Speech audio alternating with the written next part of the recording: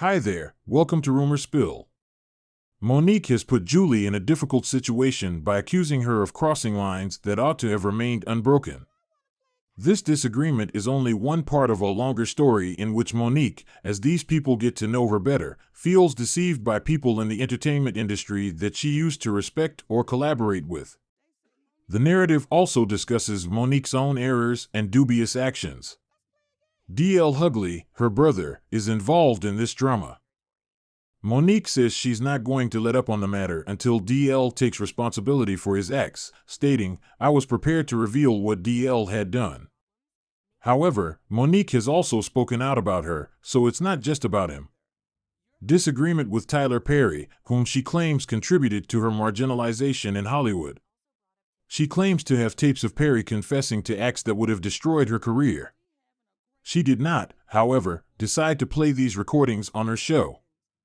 Perry's voice became noticeably higher-pitched during their conversations as a result of that choice, particularly when DL's friendship with him was discussed. "Even though I've spoken with DL, I can't say I know him well. Despite our several interviews and conversations, my knowledge of him is superficial.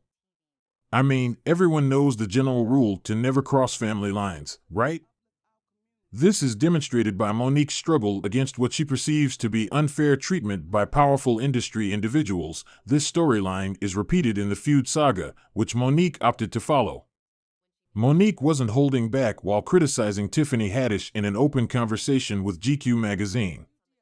She even brought up Tiffany's past, including legal issues connected to Dewey artists. This action, which came during a confrontation with Shannon and her team, gave the impression that her criticism was less than professional and more like personal attacks. There was a lot of back and forth banter and a lively environment. They said, "Monique, fancy a game?" After the show. "Why not? Intrigued by the idea of playing Would You Rather?" I responded, "I should have known then that the game was too childish for me, but Shannon's vibe was too strong to pass up." In fact, the sisters' friendship with the other two males at the Unity barbecue highlighted how close they were.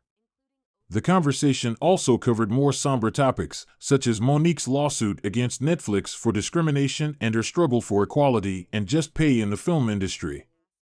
Is your wife considered family to you? If so, your spouse is undoubtedly family as well. Monique has complaints about her personal behavior and background, in addition to professional disagreements. Thus, the game went on. "Monique, would you prefer your husband to be with Lee Daniels using protection, or with Karen Stephan without?"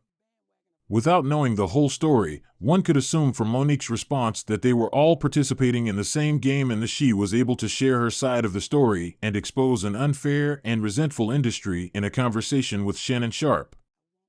Monique had the opportunity to confront people who, in her opinion, had harmed her or contributed to structural problems in the industry when she appeared on Club Shay. Is this really happening? The studio echoed my thoughts as I wondered. "Sister, are you asking another sister such a question?" was the team's response when I asked them how the entertainment industry improves our community. They had obviously missed the joke's intended meaning, so I asked for clarification, which entangled more people in the conversation.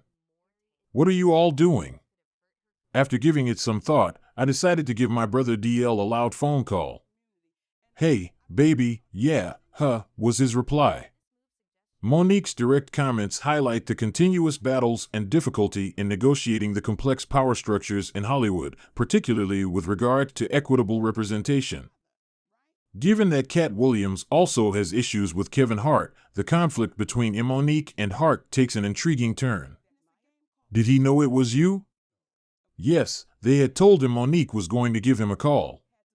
The situation quickly got out of hand, so I said, "Let me just talk to him directly." "Hey, DL, I said to say hello. Listen, I just got off the phone with your group. Might we play a game together?" They appeared to be thinking it was all amusing. However, the inquiries concerning my spouse, Lee Daniels, Karen Stephan, and his remarks were ridiculous. Does this contribute positively to our community?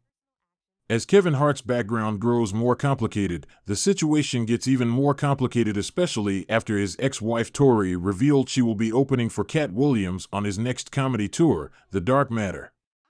It's one thing to ignore the past, but what are you implying, brother? Is another. This action implies that she might provide insights into their shared past, just as tensions between Kevin and his ex-partner are already simmering. Thinking back to the cease and desist letter my lawyer had to submit to stop the disagreement from getting any public, I recall remarking, "That's just how things are done." This scenario reminds me of the discussions in which Cat Williams speaks up and the truth-tellers insist they have proof for everything they say. Kevin Hart and Cat Williams have been teasing each other for a while now. When Cat went to Club Shay, she didn't hold back when she called Kevin a fake and an entertainment industry product. Now that Cat is working with Kevin's ex-wife, a new chapter has begun with Tori's participation in the comedy tour. "My family is my husband," I declare. Tech-savvy followers have seen me get insults from DL throughout the years. I had no idea that DL Hugley had a problem with me, but as time went on, it was evident that bitterness and risky behavior were building, with accusations that my spouse was behaving unethically. They appeared to be getting ready to divulge more information regarding Kevin's past. Undoubtedly uncomfortable about Tori and Kat's partnership, Kevin Hart may be poised to reveal important details about his personal and professional life. I told myself that even though I felt unloved, our paths would eventually cross. I didn't raise a fuss or say anything, but I was ready for our meeting. We were bound to cross paths, particularly because his name was also listed on a Los Angeles performance in which I was the featured performer. This expectation was not based on fear, but rather on the knowledge that our meeting was imminent. My Detroit headline show was a huge milestone for me contractually. Given the other difficulties Kevin has encountered this year, everyone is interested to see if any significant disclosures about him will emerge from this trip. Notably, Aisha Sheikh, his former secretary, made news with her shocking admissions about him. When DL Hugley agreed to a contract with the Ravens, he created a stir as well. "Did you sign a memorandum or a contract?" I said. "To be clear, I signed a contract." While it's customary in business to begin with a note expressing your desires, the contract specifies what has been agreed upon. His note to our neighborhood was especially heartfelt. "Now that you are here, Shan, it's time to speak up, so when I went on stage, I made sure what I said made an impression." Why mislead our children? I said, giving the impression that a note would ensure their preferences were followed. I spoke to you directly when I expressed my worries about his stage cowardice, which caused several people to wonder how someone could make such claims. I posted more posts to make my position clear. It wasn't like the accusations of infidelity and financial irresponsibility stemming from Kevin's gambling were merely flung around. I backed them up with names, including sports nutritionist Connor Morgan. Kevin's problems increased when he promptly accused Maisha and the interviewer of violating a confidentiality agreement in a defamation lawsuit. Kevin's honesty was called into further question by Cat Williams' candid interview. Kevin's meteoric rise was illuminated by Cat, who pointed out inconsistencies in his narrative, particularly his assertion that he was successful in the East Coast comedy scene prior to making a major splash in Los Angeles. Cat's criticism expands on the conversation over the veracity of Kevin Hart's public persona and career narrative, given that Kevin is confronted with numerous obstacles in his personal and professional life. Cat presents a convincing analysis of Kevin's ascent to prominence, arguing that his principles were compromised in order to achieve success rather than being the result of industry selection alone. This is in opposition to Cat's own position, which is to uphold integrity and resist giving in to the demands of success and notoriety. The core of Cat Williams' criticism is the problem of sacrificing morality for financial gain. While he sees Kevin as someone who will do anything for money, he rejects offers that would require him to compromise his morals. This starts a larger discussion regarding the parts that black male performers are frequently asked to play, which some believe diminishes their worth. Additionally, Dave Chappelle has talked about this. In a 2006 interview with Oprah, he described how he was coerced into wearing a dress for a comedy sketch, an idea he vehemently opposed. This rejection was part of his larger decision to uphold his moral principles rather than pursue celebrity or wealth.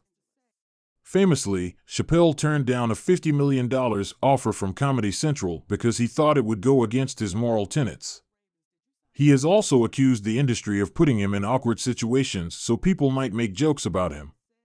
The topic of Kevin Hart and the notion that black comedians should degrade themselves in order to succeed are brought up. Kevin emphasized how critical it is for artists to safeguard their reputations and not sacrifice their morals for the sake of popularity. Although Kevin did not say out loud that he would never wear a dress, he made it clear that he hoped to uphold his moral standards at all costs.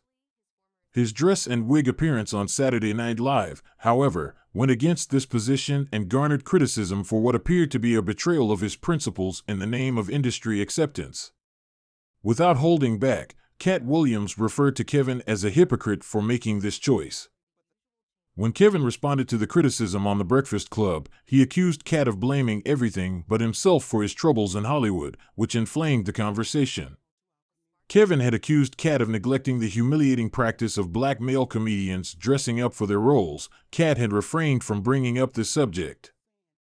Kevin said that Cat's lack of commitment and personal problems were the reasons behind his limited success in the mainstream, claiming that the industry ignored Cat because he was unwilling to put in the same amount of effort as his colleagues. Cat retaliated by discounting Kevin's remarks about his drug use and implying that their encounters were rarely voluntary while drawing attention to larger exploitation by the industry.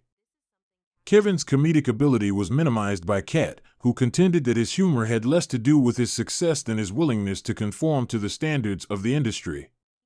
He implied that Cat had turned down some roles for Kevin due to creative differences.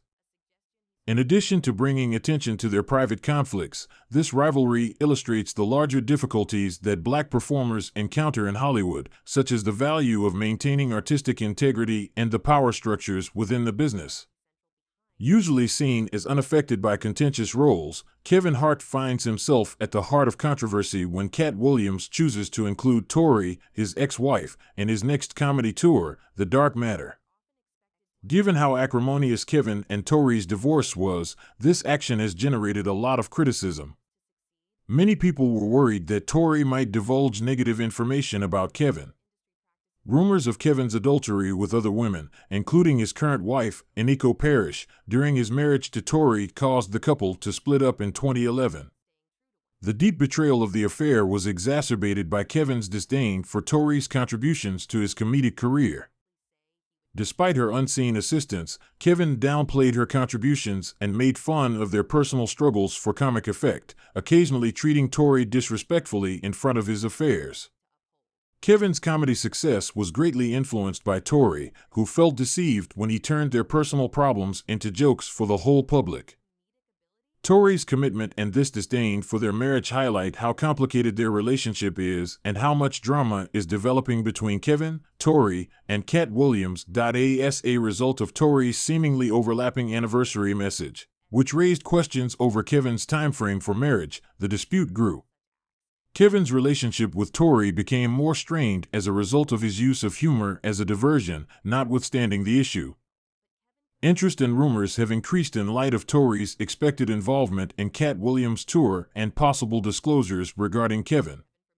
The suspense was heightened by Kevin's attempt to portray Cat as resentful and to advertise his latest endeavor. Unintentionally drawing attention to Cat's remarks, Kevin's defense efforts increased interest in his tour.